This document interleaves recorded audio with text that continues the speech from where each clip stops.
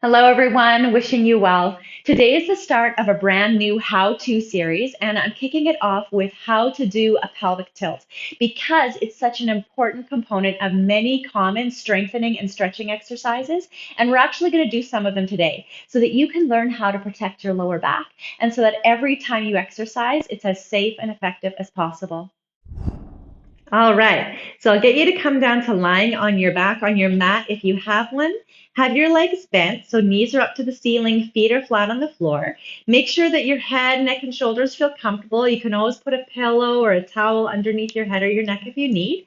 And then bring the heels of your hands onto your hip bones and fold your fingertips down towards your pubic bone. And just check that these three bones are level. This is the neutral position of the pelvis. And when you have it, you should feel that in your lower back, it's not quite touching the floor, that right behind your belly button, there's a little bit of space. This is the natural lumbar curve. We want to have this when we're standing or sitting or moving throughout our day. However, there's times when we need to tilt the pelvis, when we need to flatten the back in towards the floor, basically in order to protect it, in order to prevent it from hyperextending.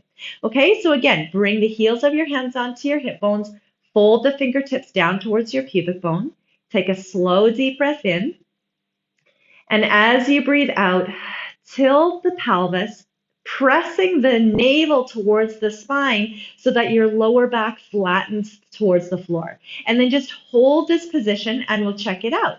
And so I want you to feel that you're isolating your abdominal muscles, that your legs are completely relaxed. You're not pushing your feet into the floor. Your glutes are relaxed. You're not clenching your hips or doing anything with your hips or your legs. Keep them relaxed. Try and isolate your abdominal muscles.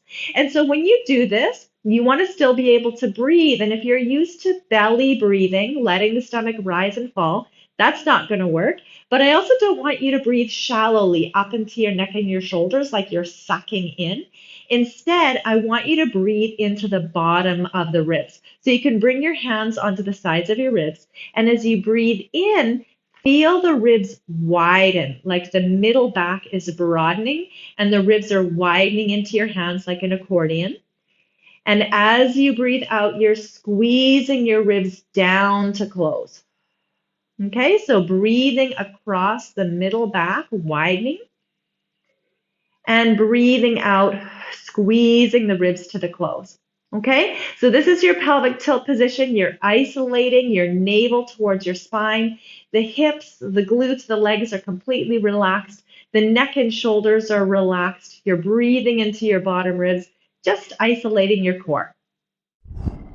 So now we're going to take our pelvic tilt technique into the plank. So I'll get you to come into an all fours position, have your elbows shoulder width apart, interlace your hands, and press your forearms really strongly into the floor. So you're not letting your shoulder blades collapse in together, you're pushing into the floor. And then bring your legs out straight and gently land your knees. And we'll just check out our pelvic tilt technique because a very common error that happens in the plank is that the lower back sags and then it hurts. So in general, I would say if you feel any pain in your lower back when you're doing a plank, it's often because you need to reinforce your pelvic tilt. So let's do that now. You want to draw your navel in towards your spine and slightly curl your tailbone towards the floor without gripping your hips or your glutes. Try to isolate your abdominal muscles and then hold that and exhale as you lift one knee off the floor and inhale to lower and exhale to change and inhale to lower. And just continue, just checking that you're keeping the pelvic tilt as you lift the knee, that you're not letting your lower back arch. Okay, if that's going well, exhale to lift both knees and inhale to lower. And you can really use your exhale to reinforce navel towards the spine and tailbone slightly curling towards the floor. And stay with that. Or even more challenging, exhaling to lift your knees and hold them lifted, keeping your pelvic tilt and breathing. So you'll feel here you can't belly breathe. You need to keep your navel towards your spine. You don't want to breathe shallowly up into your neck and shoulders. So here is where it's really helpful to breathe into the bottom of the ribs, into the back of the ribs, widening them out and into the sides of the ribs, opening them up like an accordion. And as you exhale, squeeze your ribs together and down. And just take one more breath, whatever variation you're doing, breathing into the back and sides of the ribs, widening them out, and exhaling, squeezing the ribs together and down. Gently land your knees, and we'll just do a quick child's pose. Have your knees quite wide apart. Sit back towards your heels. Let your upper body relax. Your arms can be in whichever position feels comfortable. And just take a deep breath here. So now we're going to practice our pelvic tilt technique as we go into lunges, because a common error in lunges is that we let the lower back arch, and it can not only strain the lower back, but it really doesn't allow you to get the full benefit of the exercise. Okay, so I want you to start off already in a slight pelvic tilt. If you can zip up the low abdominals from your pubic bone to your belly button, draw the tailbone down towards the floor so the pelvis feels slightly tilted, but you're not gripping or clenching your glutes to do this at all. You're trying to isolate your navel towards your spine to make that happen. And then from there, we'll inhale as you step forward into a lunge, and just making sure your front knee is not going past your toes. All 10 toes are pointing straight ahead, hip bones forward, back heel lifted, and then exhale, bring yourself to center. And other side, inhale, step forward, making sure your front knee is not going past your toes, hips forward, keeping your pelvic tilt, and then exhale, come back to center. And then just continue inhaling forward and use your exhale to bring yourself back. You can really use your core for that. Inhaling forward and exhaling back. Okay, it's really helpful to have your hands onto your hips so you can feel your tailbone is staying to the floor, the abdominals are staying drawn in, and your body is staying really vertical. Essentially, your torso is maintaining that plank position that we set up in the last exercise. Okay, inhaling forward, checking in your knees, your hips, exhaling back. Inhaling forward, checking your spine vertical, exhaling back. And just do one more to each side, or evening off your sides.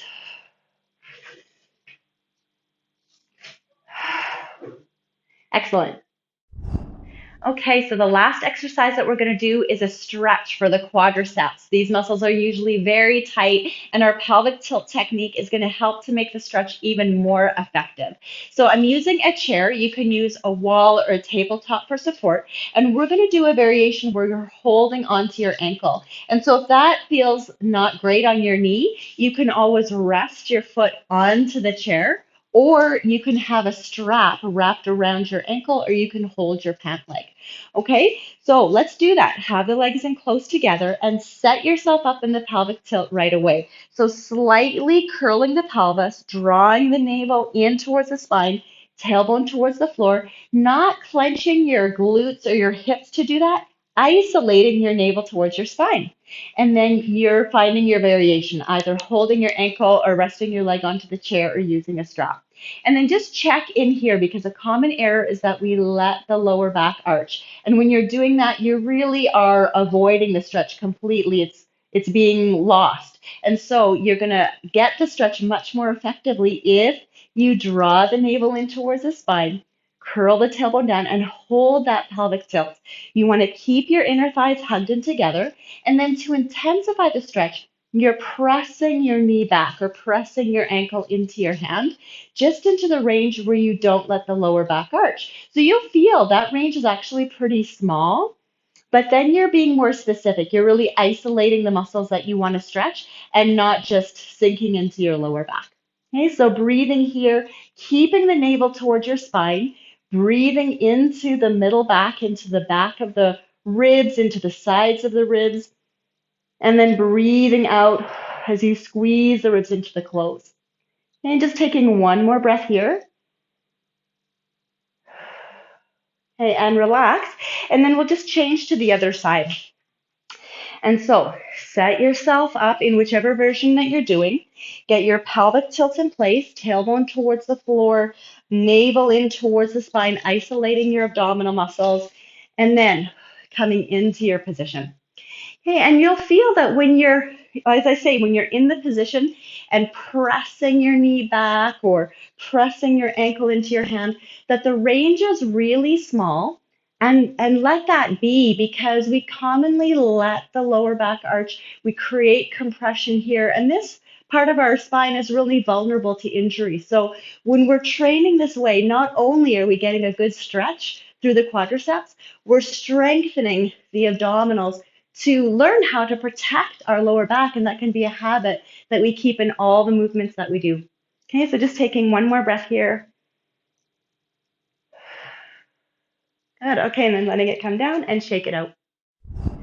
So I hope that you found this all very interesting and useful. And most of all, I hope that you practice these exercises so that you can feel longer, stronger, and more connected to your body. And in the description of this video, you'll find the link to the Fully Embodied Fitness workout series, where I guide you through correct technique to build strength, especially core strength and flexibility, and improve posture, balance, and coordination. So check that out if any of that sounds interesting to you.